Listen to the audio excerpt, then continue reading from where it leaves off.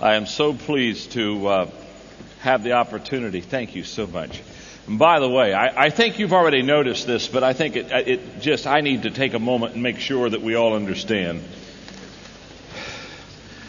There's been a lot of preparation that have gone into making this conference what it is. And we are loved and served and taken care of so wonderfully by the Hillsong people. But you talk about leadership. You talk about running an organization and running a large conference like this. I think it would be only appropriate if we let the Hillsong people know by kind of a resounding applause how much we appreciate all the work. All the work. Thank you, guys. Oh.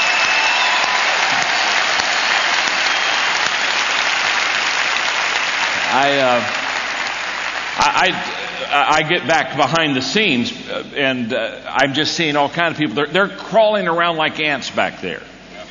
Absolutely. Having their assignments, talking to each other, communicating, and doing such a fabulous job. I want to teach leadership, but I want to do one thing for the first minute, and then I'm into leadership with you. So get ready. Get your paper ready. Get your pens ready. But before I do that, I'm 58 years old, and when you become 58, you become a philosopher of life. And every one of us in this auditorium have asked ourselves about life. What does it mean, the whole process? Is that not true? I just want to relieve every one of you. I have on this laminated card. And again, it's laminated. I have on this laminated card the explanation of life, and I can read it to you in a minute. And from that point on, you will never wonder about life. On the first day, God created the dog. God said, sit all day by the door of your house and bark at everyone that comes by. And I will give you a lifespan of 20 years. And the dog said, that's too long to be barking. Give me a 10-year lifespan and I'll give you back the other 10. And God agreed. On the second day, God created the monkey, and God said, entertain people, do monkey tricks, make them laugh. I'll give you a 20-year lifespan. And the monkey said, how boring. Monkey tricks for 20 years? I don't think so. The dog gave you back 10, so that's what I'll do too, okay? And God agreed. On the third day, God created the cow. God said, you must go to the field with the farmer all day long and suffer under the sun, have calves, and give milk to support the farmer. I'll give you a lifespan of 60 years. And the cow said, that's kind of a tough life. You want me to live for 60 years. Let me have 20 and I'll give you back 40. And God agreed. On the fourth day, God created man. God said, eat, sleep, play, marry, enjoy your life. I'll give you 20 years. Man said, what? Only 20 years? I'll tell you what. I'll take my 20, add the 40 the cow gave you back, the 10 the monkey gave you back, the 10 the dog gave you back. That makes 80. Okay, God said, you've got a deal. So that is why in the first 20 years of our lives,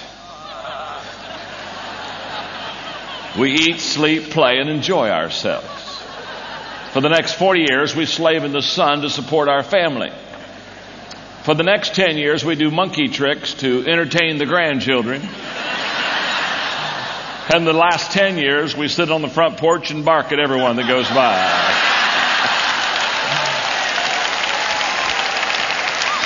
You have just had life explained to you. In this session, because I got to make it count, we only have a few minutes. I want to pack it in with as much good stuff that I can put under your belt as I possibly can in the area of leadership, because it is my passion to train leaders to be effective for Christ. And so therefore I'm going to talk to you. The main thing I want to talk to you about this morning is what I call the 5 levels of leadership, which are absolutely essential for you to understand to be an effective leader. But I really have got to back up if I'm going to do that. And I want to share with you, before I talk about the 5 levels of leadership, I want to share with you 3 of the 21 irrefutable laws of leadership. I just briefly use that as a foundation. First of all, let me ask you, I'm just curious, how many of you have the book, The 21 Irrefutable Laws of Leadership? Would you raise your hand? Oh, my goodness. Put it back up again. My mother would be so proud. Now, those people who just raised their hand are truly the great leaders in this auditorium. You notice I didn't ask you if you had read the book. I just asked you if you have the book. I'm not bold enough to ask people if they've read the book. Only my mother has read all of my books. But of the three laws that I want to talk to you about briefly that set up exactly what I want to share with you today, the first law is the law of the lid, L-I-D. And the law of the lid just very simply says, leadership determines our level of effectiveness. Leadership determines our level of effectiveness. This is the passion I have. The reason I teach leadership is here's what I know about this law. You're going to be only as effective as you have the ability to lead people. You will only build a work as large as you can lead people. Your leadership is the lid. Here's a good way to say it. Your leadership is the lid of your potential. Let me illustrate it with my hands, okay? This is the best way. You're going to grab it real quick if you can watch me visually for just a second. If this left hand represents my leadership, this is how well John Maxwell leads, and this hand represents, if you're a business person, it's your business. If you're a pastor, it's your church. If you're in ministry, it's your ministry. This is how well John Maxwell leads. If this is how well I lead, here's what I know about my life. Here's what I know about my business. Here's what I know about my ministry. Here's what I know about a church that I pastor. Whatever it is that I'm leading, if this is my leadership lid, this is how good John Maxwell leads, my ministry, my business, my organization will come underneath the lid of my leadership, but because it's a lid on my leadership, it will never go any higher than my leadership will allow it to go. People ask me all the time, why do you just spend your whole life teaching leadership? It's because of this lid right here. This law I'm just giving you right now is the reason I teach leadership. For example, from a 1 to a 10, if I'm just kind of an average leader, if from a 1 to a 10 I'm a 4, what that means is that my ministry is going to be a 3. And can I tell you something? If my leadership is a 4, my ministry, my business isn't going to be a 5, 6, 7, or 8. It's in the history of mankind, an organization has never grown higher than its leadership. Yep. And it won't start with you.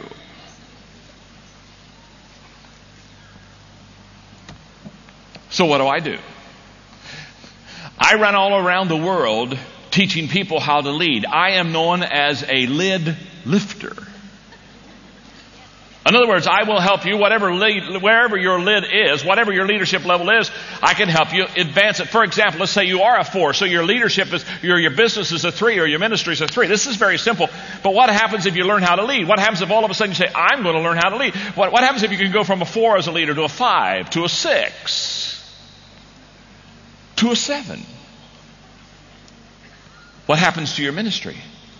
Goes from a 3 to a 4 to a 5 to a 6. In fact, let me tell you something. Your business, your ministry, your church will always follow your leadership. Everything rises and falls on leadership. I learned this truth. I was mentored by a guy named Don Stevenson in the States who was the president. Don was the president of Global Hospitality, which was an organization, a company that literally bought out companies that were resorts that were going bankrupt. In other words, they'd go to great vacation places that were financially not making it, and his company would buy them at a low price because they weren't making it, and then turn them around and sell them for a large profit. That was their business. And I was having a mentoring lunch with Don. What basically was happening, we'd have a 2-hour lunch. I would buy his food, and I would take notes, and he would eat. And I said, Don, talk to me. I said, when you buy out these resorts that are going under, they're going bankrupt, is there something that you just always do? I mean, because you just know you have to always do it when you buy out a company that's in trouble. He's eating his salad. I'll never forget. He never even looked up from his salad. He said, John, there are 2 things we always do when we buy a bankrupt company. And when he says there's 2 things they always do, I know he's about to drop gold on me. So I got my legal pad. I got my pen out. I said, okay, tell me, Don, what is it? He said, number 1.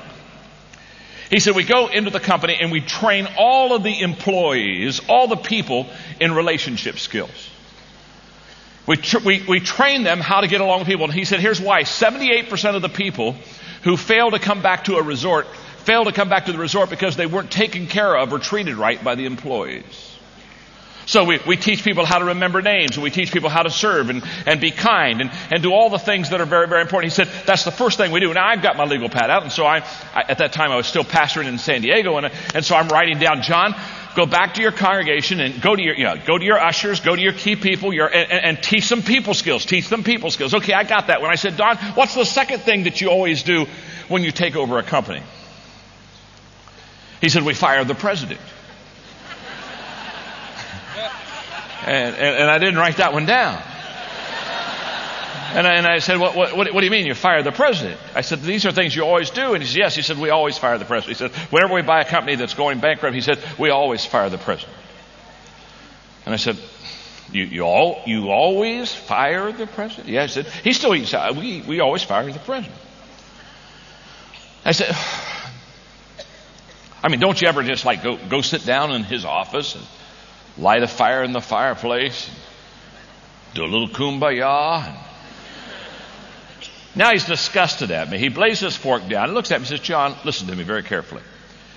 I don't go to the president's office. I don't even meet the president. In fact, the presidents I fire, I don't even meet. Don't want to meet him. Don't have any desire to keep him. In fact, he said, when we take over the company, the condition that we take over the company is the president has to go. In fact, we send him a severance, send him a letter, tell him to clear his desk at the end of the day. It's over. We fire every president of every bankrupt company we buy. And then he looked at me and said, John, if the president was good, the company wouldn't be going under. Fire the president.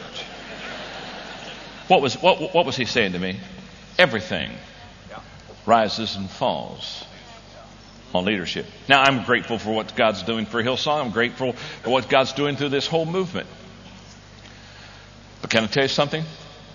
Impossible without good leadership. Impossible. Early in my ministry, I realized that there were pastors who loved God a lot more than I did, who never built great works for God. So if you're building a big work, first of all, don't get on a spiritual kick like somehow you're really a godly person. You got a great work, and compare growth with godliness. I know people have grown some pretty big works and they're scoundrels. So don't kind of think you're spiritual, but here's what I want you to know. Everything rises and falls on leadership. Would you say it with me? Everything rises and falls on leadership. Look at your neighbor and tell him, everything rises and falls on leadership. Now that you've said that, look back at him and say, if that's true, you better take some good notes right here. Okay. The second law that I've got to talk to you, and I'm so sorry, I know I'm pushing you, but I have to push you. There's no other way to get the material. I've got much more material than we've got time. So here's the way this works. I'll just kind of, if it's okay, we got to keep moving. The second law I want to talk to you about briefly is the law of process. The law of process says leaders develop daily, not in a day. In other words, the law of process says it takes time to be a good leader. It takes time to understand leadership. It takes time. You just don't become a leader quickly. There's no such thing like a shortcut to leadership or a quick fix. In fact, when I wrote the 21 Irrefutable Laws of Leadership for 2 years, as that book made both Christian and secular bestseller lists, for 2 years I just traveled the country and all I did was lecture on the 21 Laws of Leadership. I'm lecturing in one city on the 21 Laws of Leadership, and I'm signing books during a break. And a kid who's just got his MBA gives me a book, and I'm starting signing. He said, John, this 21 Laws, he said, this is good. He said, and I love this phrase. He said, I'm just graduating with my MBA, and he said, I don't have much time. I thought, dear God, he needs a lesson on perspective. He said, I don't have much time. So he said, we got to get this down to the bottom line. He said, I know, 21 laws. He said, I got you. He said, what's the one thing I need to know to be a great leader? And I thought, oh, this kid's got so much passion and so much energy. And so I sucked up all the air I could and got some passion myself and put up my index finger. I said, the one thing you need to know to be a great leader is that there is more than one thing you need to know to be a great leader. In fact, I said there are 21 things you need to know. Sit down and shut up and take notes. It's a process. Start today. You can make the decision today to be a leader. Many of you, my goodness, my heart was touched. I couldn't sleep last night. I just kept rolling around in bed thanking God for the thousands of people that are standing asking for a leadership gift and saying, God, I want to be a great leader. I just kept praying for you all throughout the whole night and kept saying, God, anoint them, cover them, bless them, give them the spiritual gift of leadership. Do an incredible work in their life. You see, you made that decision. Some of you made that decision. Some of you were anointed with God last night to become a leader. But can I tell you something? That's the beginning. It's not the end. It's a process. And you keep on learning. They've asked me at the age of 60, I'll be that 2 years, to write kind of my book on leadership. They said, write a book on lessons you've learned about leadership. I said, I can't. So you've been teaching it for 35 years. You're kind of the leadership guy in the States. Why can't you do that? I said, it's very simple. I haven't learned. I'm still learning. I'm not like done. It's what you learn after you know it all that counts.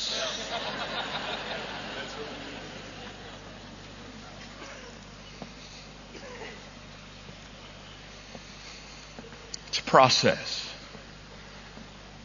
It takes time. I would encourage you to buy into the process. In fact, I tell you, if we could really do some leadership stuff and get really down to the leadership stuff, I'd love to. I'd walk in your life and I would ask you 2 questions. The first question I would ask is, what are you doing to develop yourself as a leader? And the second question I'd ask is, what are you doing to develop others as leaders? What are you doing to grow yourself? What are you doing to grow others? What are you doing to equip yourself? What are you doing to equip others?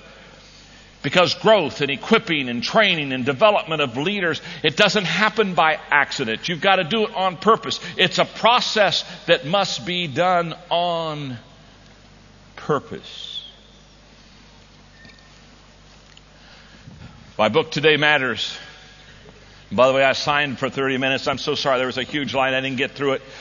So at 1:45, when I'm done doing my teaching, I'll go back out there, and if there's some people who want some more of the books, I'll just hang in there and I'll sign for you and be glad to meet you. But in my book, Today Matters, that I talked about very briefly last night, it's a personal growth plan. It's a 1-year growth plan to grow yourself. It literally is find the daily dozen. There are 12 of them in the book. Take them and put your top one down to your worst one and put them in descending order. And then 1 month, the first month, work on number 1, and month number 2, work on number 12, and then work on number 2 the next month. And just go back and forth for you. It's literally a 1-year growth plan. I had a guy come up to me one time and said, what's your growth plan? Which my growth plan is my Today Matters book. But before that, I had written it. He said, what's your growth plan? And I told him. He said, well, I don't like your growth plan. I said, it's all right with me. I don't care. I said, what's yours? He said, I don't have one. I said, I like mine better. It's a process. Start today. Leadership is a process. There's a lid that can keep you and I from becoming the leaders that we want to be or building the business we can. One more thought on the laws of leadership, and it's the law of influence. And the law of influence says leadership is influence, nothing more, nothing less. I touched on it briefly last night, but we've got to start right there, and I just got to level with you. Too many people think that leadership is a place, or too many people think leadership is a title, or too many people think leadership is a position. I'm here to tell you, it's none of those things. And the best way for me to teach process and influence is to get to the heart of the lesson now. And I want to share with you what I call the 5 levels of influence, or the 5 levels of leadership that must take place in your life. We're going to start at the lowest level. We're going to start at the bottom level. If I had a kind of an overhead, it would literally be like stair steps. And step 1 would be the first level, and then step 2, step 3, step 4, step 5. You may want to do that on your pad of paper. It's okay with me. But let me start with you on the first level, and let me kind of walk you through those 5 for the time that I've got left, and see if we can't really learn some stuff that will help you be effective in your calling and ministry that God has for you. Level number 1, the lowest level. It's the beginning level. It's where we all start. I started there. You start there. Everybody here starts there. Doesn't matter what country you're from. Doesn't matter what your culture is. Everybody starts at level number 1. The lowest level of leadership, the lowest level of influence is what I call the position level. It's level number 1. It's the lowest level. The position level. The key word at the position level is rights. R-I-G-H-T-S. When you have a position, when you are given a position, you have certain rights. In fact, beside that word rights, let me give you the key phrase. People follow you because they have to. At level number 1, you have a job, you have a position, you have a title. And people follow you, and they follow me because they have to. You all know what that's like. Haven't you all worked for somebody that was over you? How many of you ever worked for somebody that was the boss? Huh? You know what I'm talking about, huh? And let me ask you this question. How many of you had a boss that wasn't a good leader, huh? How many of you grumbled all the time you worked for him, huh? How many of you no longer work for him because he was a lousy leader? Huh? Okay. See, people don't leave companies. People don't leave churches. They leave leaders.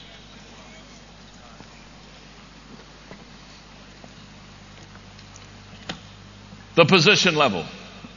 People follow you because they have to. Now, there's nothing wrong with this level as long as you realize it's the beginning level. What I find the challenge of teaching this is the fact that many people think that when they get the position, when they get the title, they think now they have become a leader. In fact, I know those people because they'll come to me and they'll say, "Oh, John, I'm so excited. In fact, I went out and bought 2 of your books on leadership because last week I just became a leader." And I know immediately what they're saying. They didn't become a leader last week. They got a leadership position last week. In fact, people say, "Well, don't you write leadership books?" Well, yes, I do. And they'll say, "Well, you know what? I'll tell you right now. If I ever become a leader, I'm going to buy one of those books." And I always smile and say, "Why don't you buy one of those books and become a leader?" If you could imagine in the States 3 years ago, when America became involved in Iraq in the war, and West Point called me because they used 2 of my leadership books in their leadership curriculum for their cadets. And they said, "We want you to come up here for 3 days because these kids 1 year after graduation are leading platoons in Iraq. And we have got to make sure we got them leadership ready." That was their phrase. John, talk to us to make sure they're leadership ready. I went through all their curriculum. I sat down with their leaders. I sat down with their entire faculty. We had a 2-hour session, Q&A, give and take, pushing the edge. And you ought to have been in West Point. Now think about this great military academy where position is everything. And I told them it was the lowest level. It was about the same environment you were in when you were with all those academics, right? We had the most invigorating conversations. I talked to them. You may have stripes on your shoulders. They may be saluting you. But the greatest of leaders get beyond leading people because they have to. That's why I have always said that if you can build a great church for God, you are a fabulous leader because that's a volunteer organization. When people come to your church, they don't have to. In fact, I own 3 businesses, and it's nothing to build a business. Good Lord, that's the simplest thing in the world. And I tell business guys, when I'm in a corporate community, I tell them all the time, "You ought to go be a pastor for 5 years." Makes CEOs very nervous when I talk like this. I said, "You need to lead somebody that doesn't have to follow you." I said, every other week you give paychecks. No wonder they show up. Shoot, you pastor a church, you bring them in and say, "Give me your money."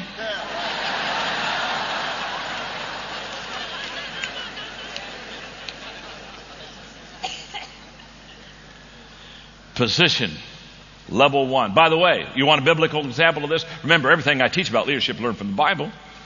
I just don't tell the corporate community that at first. I love after I lecture all day and people will slip up to me in the corporate setting and they'll look at me and they'll say, "You're a Christian, aren't you?" I say, "Yeah, I am." They'll say, "I knew." They say, "I'm a believer too. The stuff you're teaching," I kept saying, "This is not a coincidence. This is not a coincidence." Classic position leader who didn't understand this was Rehoboam. Rehoboam should have been at one of my leadership conferences. The guy literally lost his kingship because he never heard what you're about to hear. Because when he became the king after Solomon, and the people said, "Are you going to tax us like your daddy did?" He had 2 advisors. One said, "Oh man, go easy on them, take it easy. They've had some tough times under your dad." And the other one said, "Tax them harder." And because Rehoboam thought leadership was position, he thought he could get by with taxing the people heavily, and they rebelled. Classic example of somebody who thinks, because I'm the king, because I have a position, people will follow me. How are we doing? Are you learning something? Look at your neighbor and tell them that you're learning something. Go ahead and tell them that.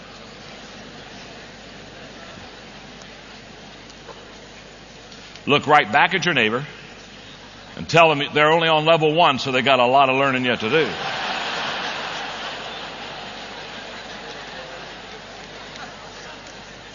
Level number 2,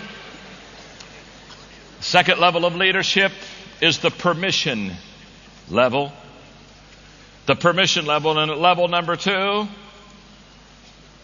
the key word is relationships. Relationships. At level number 2, people follow you because they want to. Notice the difference already between 1 and 2. At level number 1, people follow you because they have to. They don't have any choice. You're the boss. You're the person over them. Okay, I report for work. Yeah, I'm following you. But by the way, on level number 1, when people just follow you because they have to, they will never give you their best. They'll just give you enough not to be fired. Their whole thing at level number 1 is, how little do I have to do to keep my job? You go, I can tell all the time when I go to companies with level 1 leaders. If quitting time is at 5 o'clock, at 4:45, the people have their desk cleared. You with me? Got their tennis shoes on. They're in a 3-point stance toward the door. I mean, they're counting down the time that they can get out of the door, get in the car, and get out of the place. You see, that's level 1 leadership. Now, level number 2 leadership, something happens. You begin to connect with people. You begin to relate with people.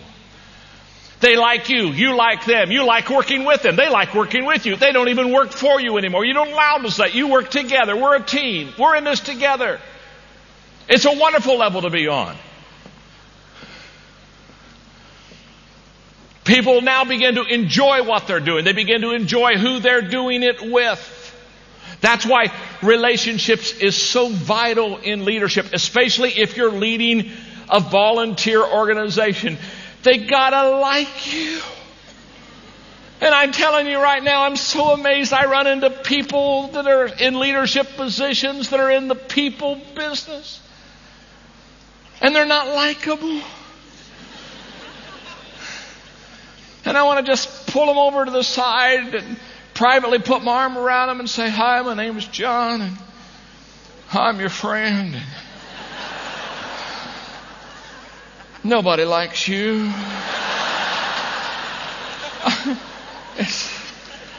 It is so hard.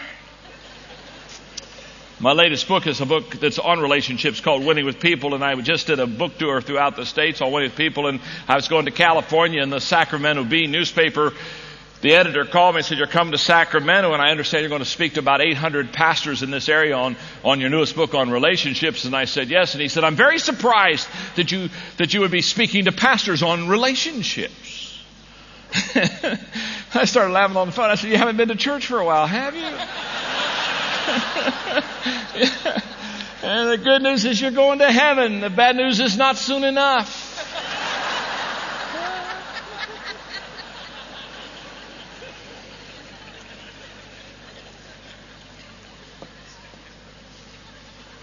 I call level number 2 the second mile level. It's at level number 2 that people put forth the extra effort. They go the second mile. By the way, I encourage you to be a second mile person. There's no traffic the second mile.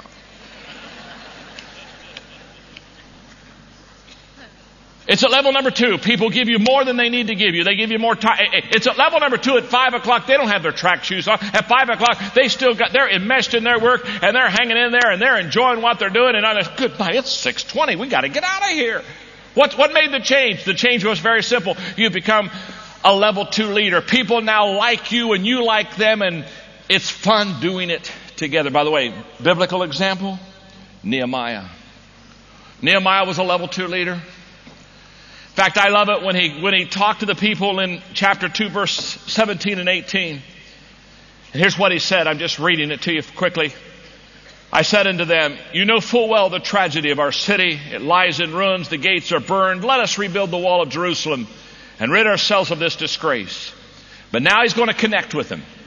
You see, it's one thing to cast the vision. He said, look around here. The walls are down. It's a disgrace. I mean, aren't you hanging your head? This is ridiculous. It's repulsive to our pride. Then I told them about how gracious God's hand had been on me and about my conversation with the king. And they required at once In other words, they begin to say, oh, Nehemiah, tell us more. Oh, my goodness. Oh, God's doing this. God opened this door and God opened this door. And they said, good, let's rebuild the wall. And they began to do a good work together. You see, Nehemiah connected to them relationally. One of the laws of leadership is the law of connection. The law of connection says leaders touch a heart before they ask for a hand. Oh, my goodness.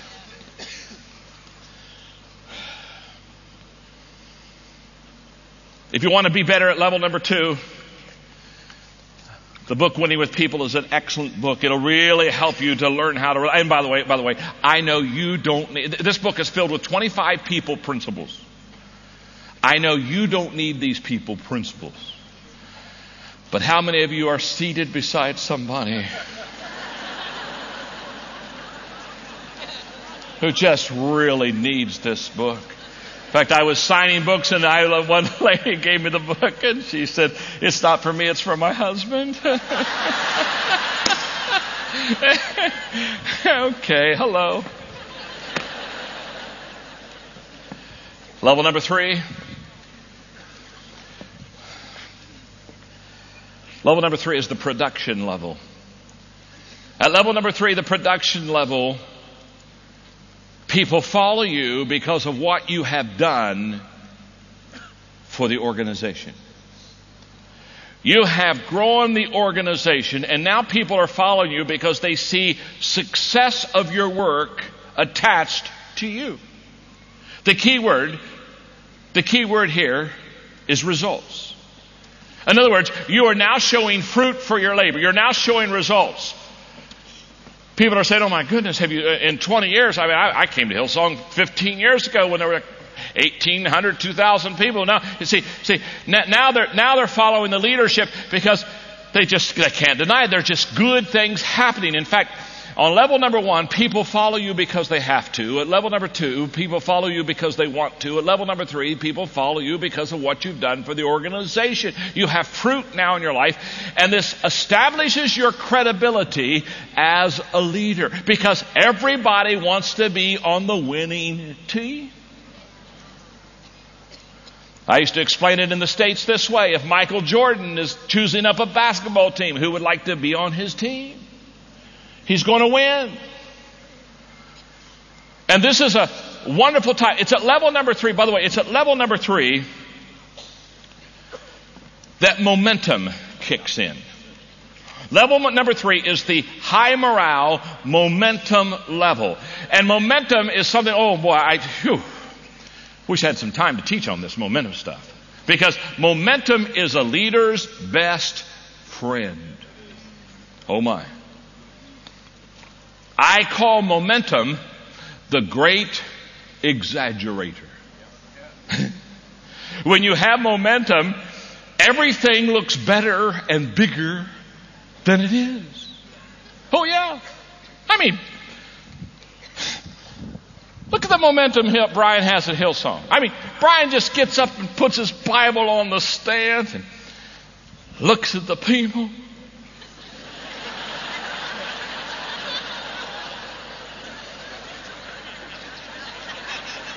And the people, they're in the seats and they're going,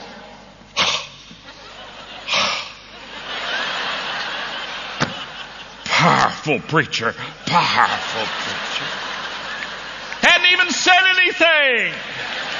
What's happening? He's got the big mo going for you, huh? And when you got the big mo going for you, everybody thinks you're better than you are. How many of you could use a little momentum in your life?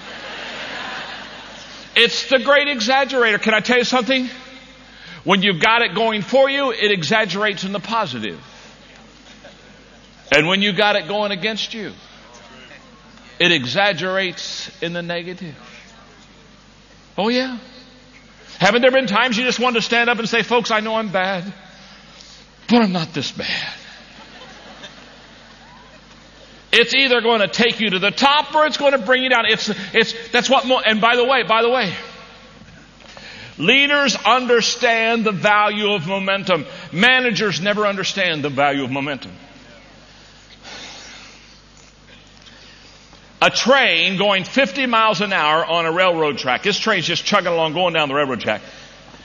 If there's a 5-foot thick concrete wall that's steel and reinforced in front of that train will smash through that wall and just keep on going because it has momentum. Well, the engineer looks at his buddy and says, did we hit something back there? They just smashed a 5-foot thick concrete steel reinforced wall. Why? How could they do it? How could they do it so quick? How could they do it so apparently easy? Because they've got momentum. Momentum is what knocked the problem out of the way. By the way, when you lack momentum, that same train, without any momentum, without any movement, if you put a 1-inch block in front of its driving wheel, it can't even get started. A 1-inch problem can keep you from getting off the ground when you lack momentum. And a 5-foot thick concrete steel reinforced wall can't stop you if you've got it.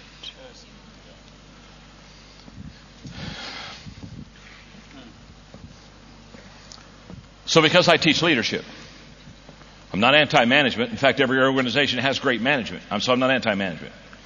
But managers assume things will always stay the same. And they prefer if everything staying the same. Leaders assume things will change and want it to change. Managers are problem conscious. Leaders are momentum conscious. That's the message Brian just taught us. I'm over there taking notes beside Bobby as she's telling me half the stuff he's saying isn't true about her, but that's a different story.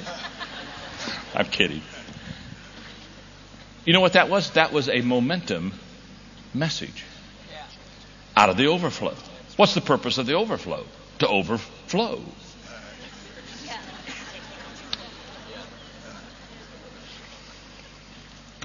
Managers, they focus on problems. Leaders focus on creating overflow. And so I'm here to tell you that your problem is not your problem. And the problem is that people think their problem is the problem. And so the problem that isn't a problem now becomes a problem, not because it is a problem, but the problem is they thought the problem was a problem. And so now the problem that wasn't a problem has become a problem. And so therefore the problem that has now become a problem is a real problem, not because it was a problem, but the problem was they didn't know it wasn't a problem. And so they made a problem that wasn't a problem a problem. And so now they have a problem.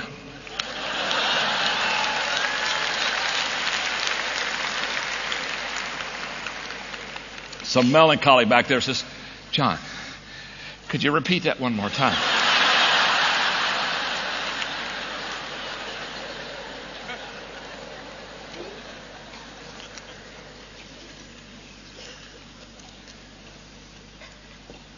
Classic level 3 leader, David.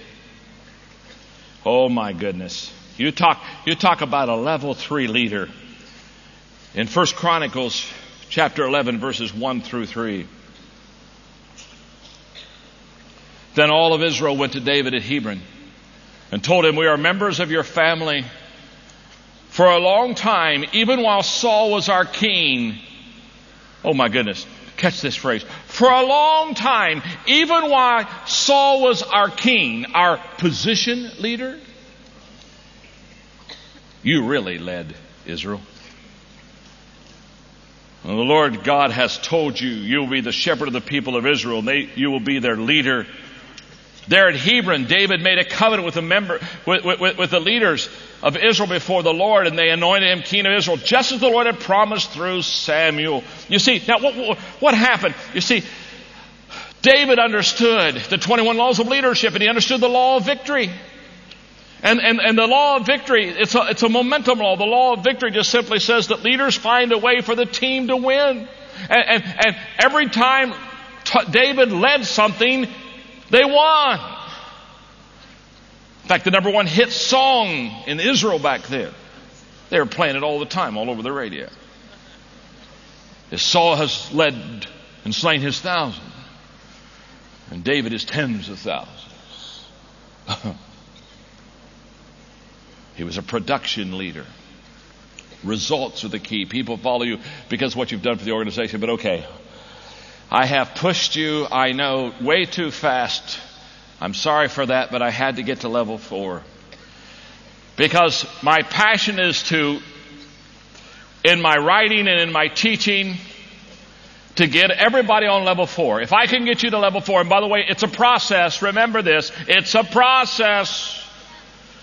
Don't walk out here. Don't go back and get my books and walk out of this conference walking out and say, I are a leader. No, you're just a person who has less money now than you had before you bought the books. Here's a thought if you do get them. Here's a thought. Read them. Don't you love people that buy books and they don't read them? It's kind of like you just, every once in a while, winning with people. Ooh, yeah, this is working. I'm happy. I was at a pastor's office and he had to go out for about a 5-minute break, and in his office he had he had a whole bookshelf filled with my books. And I thought, I'm going to surprise him. I got 5 minutes, 8 minutes to kill. I'm just going to pull the books off and I'm going to sign them to him while he's out, put them back up there. And, next time he pulls one out, it's, John signed this. So I pulled the first one out and I thought, boy, this book feels like it's never been opened. I looked at it and it hadn't been opened. And so I got my pen out and put his name on it and I just wrote, please read me.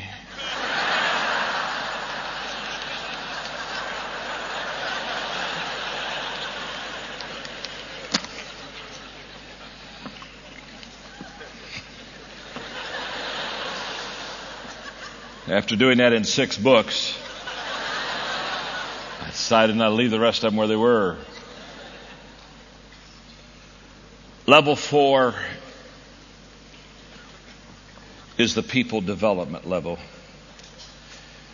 And at level number 4, people follow you and people follow me because of what we have done for them. Oh my goodness. Level number 4 is when we have spent time mentoring, caring, pouring our life into people, developing them, and now they're following us not only because of what we've done for the organization, not only because they like us, not only because we have a title or position, they're following us because their life has been changed because we have invested in them. And this is where, by the way, level number 4 is where all reproduction happens. When you get to level number 4, you leave addition. You talk about overflow. When you get to level number 4, you're no longer adding in your church. You're no longer adding dollars to your business. You're no longer adding customers to your organization. When you get to level number 4, you are reproducing. You are multiplying. Because now you are going through people. You are teaching people, mentoring people, training people who are turning around and teaching people and mentoring people and reproducing. I know of what I talk about today because for 25 years I've been committed to developing leaders, and I know how to develop leaders. When I was a pastor of a congregation, nobody ever was discipled without answering this question before we ever spent one moment getting into the Word with them to help them grow spiritually. The question was, when we're done teaching you, will you take what we taught to you and teach it to someone else? And if the answer is no, we won't teach you. We've got enough people in the church that subscribe to the hog theology. Feed me, feed me, feed me. Most Christians don't need any more food. They need exercise. And I'm not about to pour good stuff into people who want me to pour good stuff into them without keeping them accountable that when I'm done, they're going to reproduce themselves. And if they can't reproduce themselves, I'm spending time with the wrong person anyway.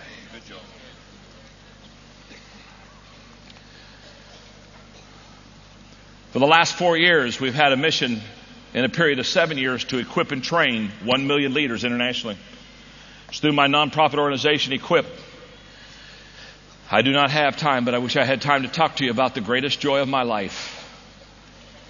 We started in Asia 3 years ago with a handful of people, and we said we'll come back every 6 months. And when we come every 6 months to you, we'll sit down with a workbook, and for 2 days we'll teach you biblical leadership. Every leadership lesson is thoroughly laced with Scripture. We will teach you biblical leadership so that you can be a strong Christian leader. And at the end of those 2 days, we give them 25 workbooks. And while we're gone for 6 months, because we come every 6 months for 3 years, 6 months to the same place, 6 months, same place, sit down with the same people, and we give them a different workbook and 2 days of teaching. Now watch this one. In the 6 months that we leave after the first time, they take the 25 workbooks and they have to go find 25 leaders of which they teach what we have just taught them. And they are not allowed back into the next session until they bring the names and the emails and addresses of the 25 that they're training. Have no desire to give you 1 minute of my time if you won't reproduce yourself into someone else. It's amazing. We did it in Asia. We did it in Africa. We launched Europe. Could not believe the response in Europe.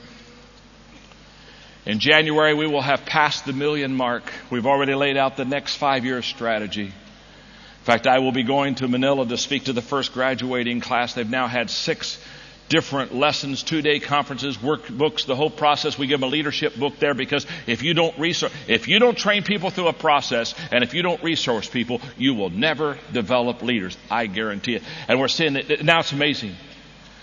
We're going to, in 2 more years, we're going to be training and developing 1 million leaders a year, because those 25 that they've been training for 3 years, now they go back to the 25 and they take the top 3 in their class and they bring them back to us. And we do another training level completely for another 3 years, 6 lessons. And we do the very same thing and bring them back again. And then they go train the 25, and we go from 1 million. Can I tell you something? You can train 50 million Christians that way, but the first 1 million is the hardest, because you got to teach them. They've got to reproduce themselves on the front end.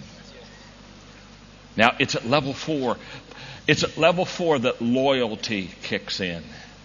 It's at level 4. I'm telling you, the people, if you've poured your life into people, they'll say, I want to tell you something. Before Bobby got a hold of me, I'm here to tell you, I wasn't an effective Christian, but she has discipled me and mentored me, and now look at me, and I'm a better spouse, and I'm a better mother, and the whole process.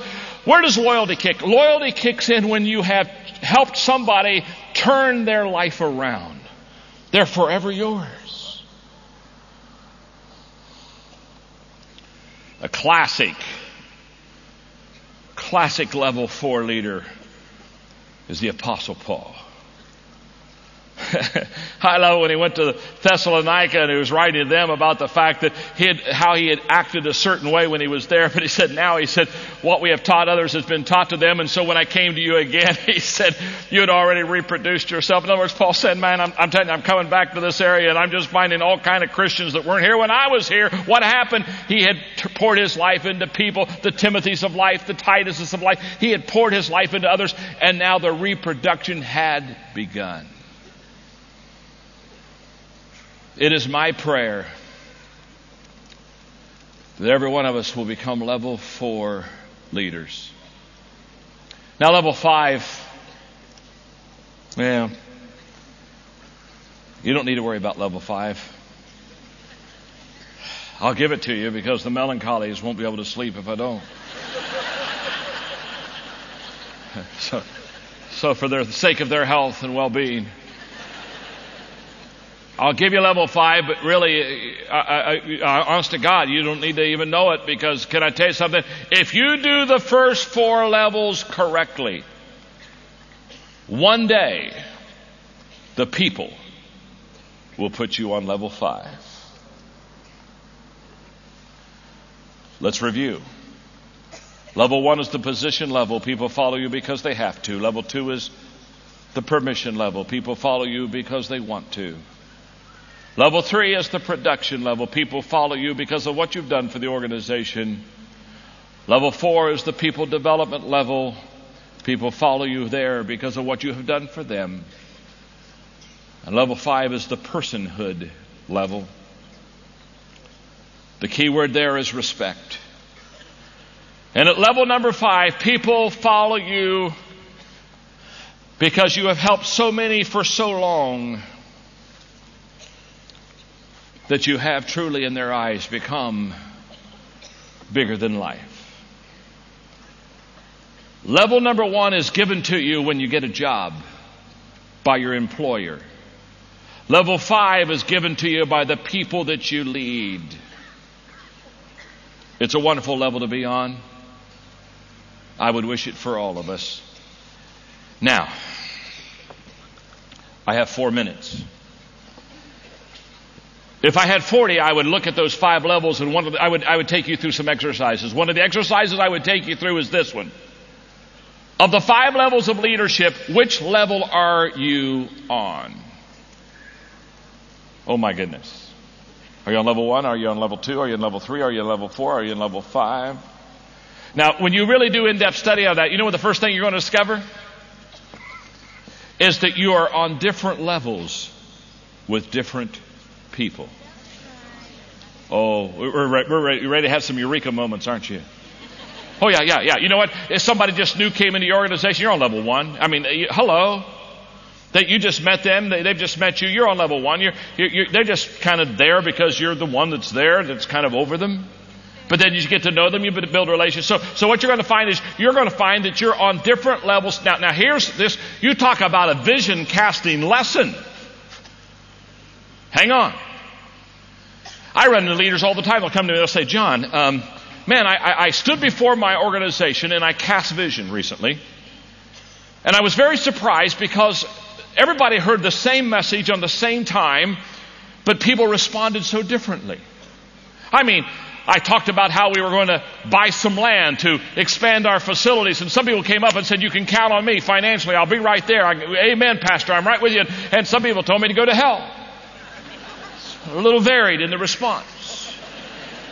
And then they say, how could it be that the same people could hear the same message from the same person and have all these different responses? I'm going to tell you what.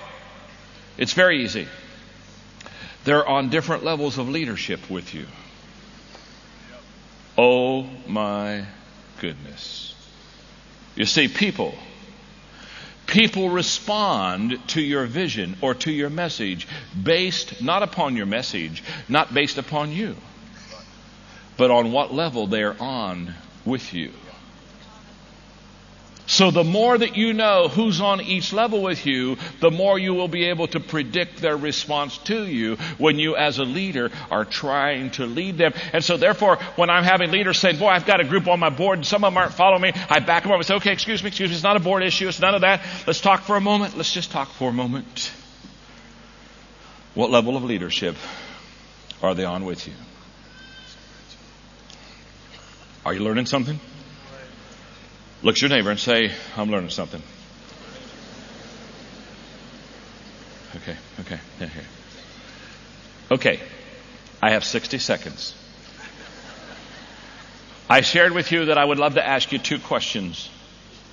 The first question is, what are you doing to develop yourself? And the second question, what are you doing to develop others? In developing yourself, if you want to know more about the 5 levels of leadership, there's a book that is here called Developing the Leader Within You. There's a whole chapter that I devote to nothing but the 5 levels of leadership. In developing yourself, I wrote a book called Thinking for a Change, which basically says very simple. The greatest difference between successful and unsuccessful people is how they think. Oh my goodness. I studied the thinking habits of successful people, and in this book I talk about 11 thinking habits that successful people engage in that unsuccessful people do not. I wrote a book called Failing Forward, which teaches you how to fail correctly. We all fail. Is this not true? How many of you failed at least once today? Thank you very much. The question is not, are you going to fail? The question is, how are you going to handle the failure? This book teaches you 15 ways to handle failure effectively. The Developing the Leader Within You book has the 5 levels, the 21 laws. I don't need to talk about that. On the laws of teamwork, if you have to develop teams, this has become literally the Bible of the sports world in the States. Because it's basically on how to develop teams. And then one more thing as far as my written stuff. And that is 4 years ago, 4 years ago it came out. Thomas Nelson asked me to write to take everything I'd ever taught in the Bible on leadership and put it in a leadership Bible. I took my 5 Bibles that for 25 years had been my study Bibles, and I took every lesson for 25 years I ever taught in leadership, and I put it in the Maxwell Leadership Bible. Over 500 pages of leadership stuff. So as you're reading God's Word, you're not only growing spiritually, but as you're reading it, I have stuff right there that says, okay, this is what a leader thinks. This is how a leader teaches. I've got leadership stuff in there that will help you to grow spiritually, but also help you to grow as a spiritual leader. The second question was, how are you going to develop others? Just a simple, quick plan. I asked them to do this for me, and the people that are here in Australia have been very gracious to me. I have a plan. It's a tape plan. It's a CD plan of 36 CDs, 24 that I personally teach on leadership, and 12 that great leadership teachers in the States teach. Lessons I picked out for them that I wanted them to teach, that I felt they could do much better than I could in teaching. It's a 36 CD kit. And here's what I want to encourage you to do. If you invest in that, take the CD and have lunch once a week with your key people and listen to it together with the outline.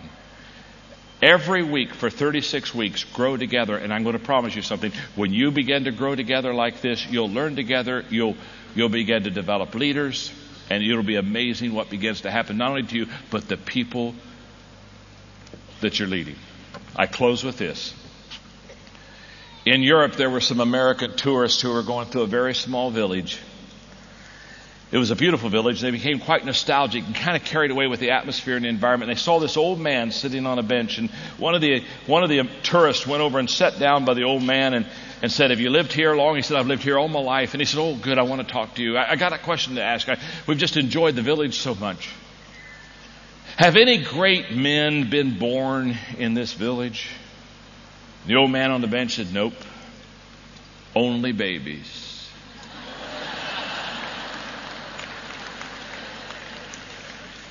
Babies are being born here that are going to become the leaders that God is going to use to fulfill the Great Commission. And isn't it fun just to be a part in it? Thank you very much.